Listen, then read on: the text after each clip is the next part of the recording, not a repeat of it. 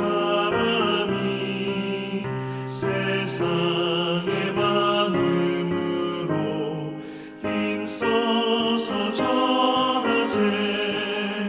예부터 전한 말씀 주 예수 그 신사랑 나 항상 전하기 참 기뻐하도다.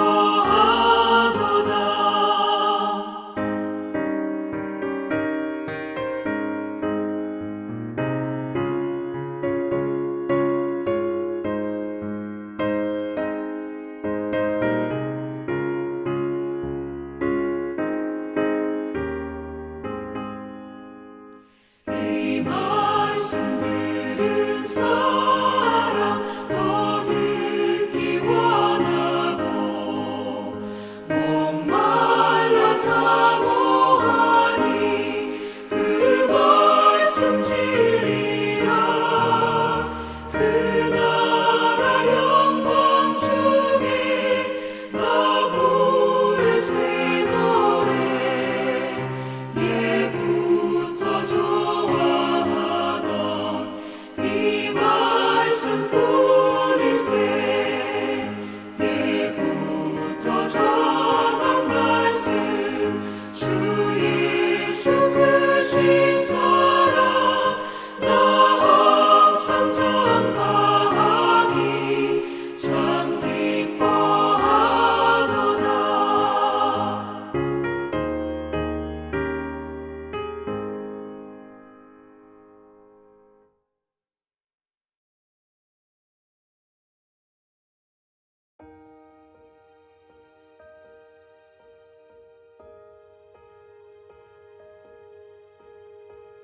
내 형제들아, 너희가 스스로 선함이 가득하고 모든 지식이 차서 능히 서로 구원하는 자임을 나도 확신하노라. 그러나 내가 너희로 다시 생각나게 하려고 하나님께서 내게 주신 은혜로 말미암아 더욱 담대히 대략 너희에게 썼노니, 이 은혜는 곧 나로 이방인을 위하여 그리스도 예수의 일꾼이 되어 하나님의 복음의 제사장 직분을 하게 하사 이방인을 제물로 드리는 것이 성령 안에서 거룩하게 되어 받으실 만하게 하려 하심이라. 그러므로 내가 그리스도 예수 안에서 하나님의 일에 대하여 자랑하는 것이 있거니와 그리스도께서 이방인들을 순종하게 하기 위하여 나를 통하여 역사하신 것 외에는 내가 감히 말하지 아니하노라. 그 일은 말과 행위로 표적과 기사의 능력으로 성령의 능력으로 이루어졌으며, 그리하여 내가 예루살렘으로부터 두루 행하여 일루리곤까지 그리스도의 복음을 편만하게 전하였노라. 또 내가 그리스도의 이름을 부르는 곳에는 복음을 전하지 않기를 힘썼노니, 이는 남의 터 위에 건축하지 아니하려 함이라. 기록된 바 주의 소식을 받지 못한 자들이 볼 것이요 듣지 못한 자들이 깨달으리라 함과 같으니라. 할렐루야. 말씀으로 오늘을 살아가는 우리 모두에게 하나님의 은혜와 평강이 가득하시기를 주님의 이름으로 축원합니다. 여러분은 알지 못하는 사람에게 응원과 격려의 편지를 받아보신 적이 있으십니까? 저는 군 생활할 때 초등학교 남학생이 써준 위문 편지가 아직도 기억에 남습니다. 글의 내용은 이렇습니다. 국군 장병 아저씨께 이 편지를 읽으실 분이 누구인지 저는 모르지만 국군 아저씨 덕분에 저는 안전하게 잘 살고 있습니다. 감사합니다. 라는 글이었습니다. 서로 얼굴도 본 적이 없고 서로의 이름도 모르지만 그 편지 한 통이 저의 군 생활에서는 큰 힘과 위로가 되었습니다. 우리가 묵상하고 있는 로마서는 로마 교인들에게 보내는 바울의 편지입니다. 그런데 로마 교회는 바울이 세운 교회가 아니라 그가 방문하기도 전에 자생적으로 생겨난 교회였습니다. 서로 만나본 적도 없고 얼굴도 모르지만 바울은 로마 교회에 편지를 보내고 있습니다. 아마도 바울은 스페인으로 가려고 하는 자신의 사역에 로마 교회가 힘을 모아주기를 간청하는 마음으로 편지를 썼을 것입니다. 그러나 이 편지를 읽는 로마 교회 공동체는 이방인을 향한 사도 바울의 열심과 격려가 큰 힘이 되었다는 것입니다. 오늘 본문에서도 바울은 자신이 서신을 보내는 이유를 다시 기록하고 있습니다. 14절, 15절 말씀입니다. 내 형제들아, 너희가 스스로 선함이 가득하고 모든 지식이 차서 능히 서로 권하는 자임을 나도 확신하노라. 그러나 내가 너희로 다시 생각나게 하려고 하나님께서 내게 주신 은혜로 말미암아 더욱 담대히 대량 너희에게 썼노니. 아멘. 바울은 로마 교회 성도들이 그리스도를 아는 지식과 서로를 향한 권면과 사랑에 있어서 매우 성숙하다는 것을 칭찬하고 있습니다. 그리고 나서 바울은 내게 주신 은혜로 말미암아 너에게 이 편지를 썼다고 말하면서 이 편지를 기록한 목적은 너희로 다시 생각나게 하기 위해서라고 이야기합니다. 바울이 상기시키려고 하는 것은 다른 것이 아니라 그들이 알고 있었던 복음이었습니다. 복음은 복된 소식입니다. 바울은 로마서를 통해서 새로운 소식을 전한 것이 아니었습니다. 십자가에 달려 죽으시고 다시 부활하신 예수 그리스도, 그로 인해 우리는 율법으로부터 자유함을 얻게 되었고 그에게 붙어있는 자, 그리스도 안에서 살아가는 자에게 참된 안식과 평강이 임한다는 이 소식을 로마서를 통해서 상기시켜주고 있는 것입니다. 동일하게 우리가 매일 하나님의 말씀을 읽고 듣고 묵상하며 말씀으로 오늘 하루를 살아가는 이유는 다른 것이 아닙니다. 나를 향하신 하나님의 그 사랑을 잊지 않기 위해서입니다.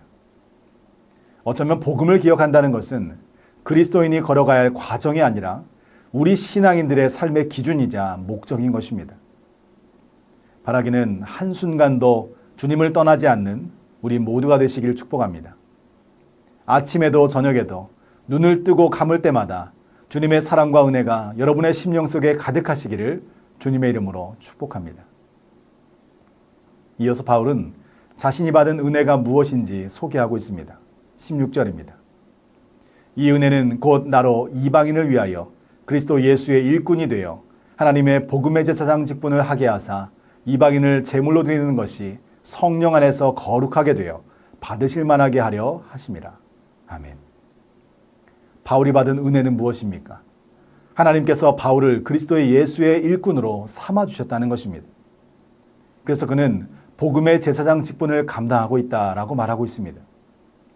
구약에서 제사장은 하나님과 인간 사이에 제물을 올려놓고 예식을 통해서 그 관계를 이어주는 다리 놓는 사람이었습니다. 그러나 그 직무를 담당할 수 있는 사람들은 오직 레위 지파 사람들이었습니다. 따라서 베냐민 지파였던 바울은 제사장의 직분을 감당할 수 없는 사람입니다. 그런데 본문에서는 신약 성경에 딱 한 번 등장하는 용어가 나오고 있습니다. 그것이 바로 복음의 제사장 직분이라는 말입니다. 이것은 복음이라는 새로운 직무에 바울이 세워졌음을 의미하고 있습니다. 이방인들은 하나님께 제사로 나아갈 수 없었습니다. 왜냐하면 여호와께 드리는 제사의 규율은 오직 이스라엘에게 국한된 의식이었기 때문입니다. 그런데 바울은 하나님의 은혜로 말미암아 자신이 이방인을 위한 제사장 역할을 감당하게 되었다라고 말하고 있습니다.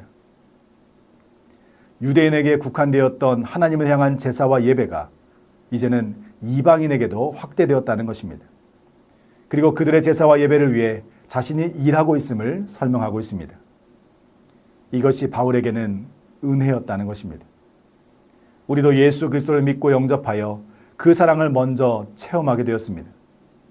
그렇게 우리에게 주신 십자가의 사랑과 구원의 감격을 전할 수 있다는 것이 우리에게 주신 은혜와 축복이라는 사실을 꼭 잊지 마시기 바랍니다. 그래서 바울은 기쁨으로 자랑하기 시작합니다. 17절에서 19절 말씀입니다. 그러므로 내가 그리스도 예수 안에서 하나님의 일에 대하여 자랑하는 것이 있거니와 그리스도께서 이방인들을 순종하게 하기 위하여 나를 통하여 역사하신 것 외에는 내가 감히 말하지 아니하노라. 그 일은 말과 행위로 표적과 기사의 능력으로 성령의 능력으로 이루어졌으며 그리하여 내가 예루살렘으로부터 두루 행하여 일루리곤까지 그리스도의 복음을 편만하게 전하였노라. 아멘. 바울은 이방인들을 구원하기 위해 자신을 사용하신 그리스도를 자랑하고 있습니다. 바울은 갈라디아서 6장에서도 할례를 자랑하는 자들과는 다르게 오직 나는 십자가만을 자랑하노라 라고 말했습니다. 그리고 고린도후서 12장에서는 자신의 약함과 그리스도의 강함 외에 다른 것을 자랑하지 않겠노라 라고 선포합니다. 바울은 오직 예수 그리스도, 자신을 통해 일하시는 하나님의 역사만을 자랑하고 있는 하나님의 사람이었습니다. 내가 무엇을 자랑하는가? 그것이 우리 믿음의 근거가 됩니다. 사람들이 부와 권세와 인맥을 자랑하는 이유가 무엇입니까? 그것이 내 인생의 안전과 평안을 보장한다고 믿기 때문입니다. 그러나 우리가 자랑해야 할 것은 세상에 있는 것이 아닙니다.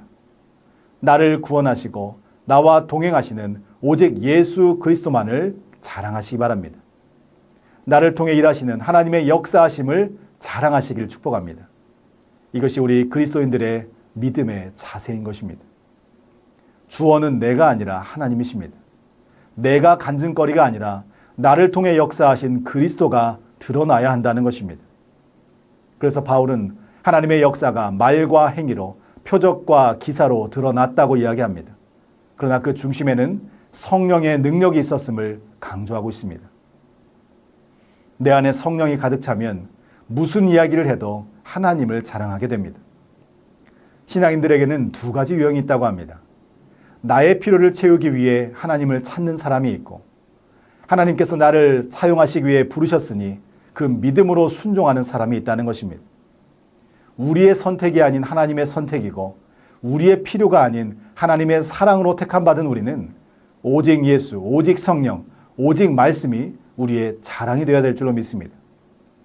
하나님의 말씀과 인도하심 앞에 믿음으로 순종하는 우리 모두가 되시기를 축복합니다. 마지막으로 바울은 자신의 선교 원칙을 이야기합니다. 20절과 21절 말씀입니다. 또 내가 그리스도의 이름을 부르는 곳에는 복음을 전하지 않기를 힘썼노니 이는 남의 터 위에 건축하지 아니하려 함이라. 기록된 바 주의 소식을 받지 못한 자들이 볼 것이요 듣지 못한 자들이 깨달으리라 함과 같으니라. 아멘. 바울은 선교 전략이 분명한 사람이었습니다. 그는 복음을 듣지 못한 자들에게 먼저 가야 한다라는 사명으로 움직였습니다.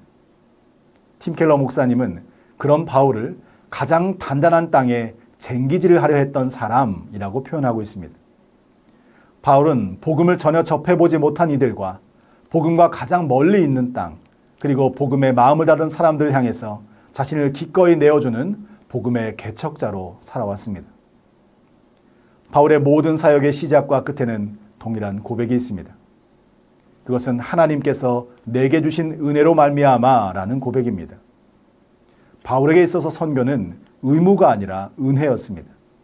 복음을 전하는 이유도, 그의 삶 전체를 드리는 동기도 그를 사로잡은 은혜에서 비롯되었다는 것입니다. 복음성가 중에 하나님의 은혜라는 찬양이 있습니다. 그 가사를 살펴보면 이렇습니다. 나를 지으신 이가 하나님, 나를 부르신 이가 하나님, 나를 보내신 이도 하나님, 나의 나된 것은 다 하나님의 은혜라. 한량 없는 은혜, 갚을 길 없는 은혜, 내 삶을 애워싸는 하나님의 은혜, 나 주저함 없이 그 땅을 밟음도 나를 붙드시는 하나님의 은혜. 아멘. 사랑하는 전주한독교회 성도 여러분, 하나님께 받은 은혜를 기억하며 살아가시기 바랍니다. 우리의 말이 아닌 우리의 삶으로 복음을 살아내시기를 축복합니다. 그래서 복음이 없는 곳에 제사장적 사명을 감당했던 사도 바울처럼 우리가 있는 삶의 모든 자리에서 내게 주신 은혜로 말미암아 그 사랑을 전파하며 예수님의 사랑을 흘려보내는 거룩하고 복된 하루하루가 되시기를 주님의 이름으로 간절히 축원합니다. 우리 시간 함께 기도하길 원합니다. 우리 삶의 모든 자리에서 하나님의 마음과 예수님의 사랑과 성령님의 능력으로 내게 주신 은혜를 흘려보내는 복된 하루가 되게 하여 주시옵소서. 전주안디옥교회 새성전 건축이 하나님께는 영광이요 모든 성도들에게는 기쁨이요 믿지 않는 영혼들에게는 구원의 방주로 귀하게 쓰임받게 하여 주시옵소서. 후반기 진행 중인 행복축제와 신앙광자를 통해서 영혼구원의 기쁨과 말씀의 은혜가 우리 모두에게 차고 넘치도록 인도하여 주시옵소서. 이 시간 믿음으로 함께 기도하겠습니다.